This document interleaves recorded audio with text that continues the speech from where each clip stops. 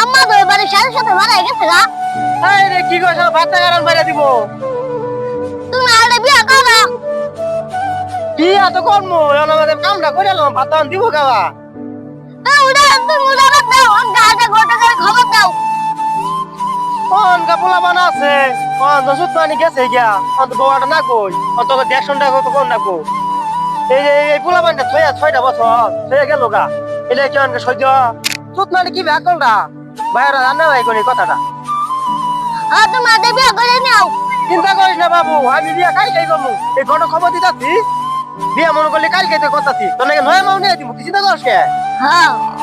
চিন্তা করিস না আচ্ছা আব্বা আরে বিয়া করবা, নতুন আম্মা তো আমার দেখবো না, দিমা হয়ে গেল গা, উড়ে আমার দেখবো না, নতুন আম্মা আমার দেখবো। এটা তো বাবু কথা লাগাচ্ছে ঠিক বছর কি কমু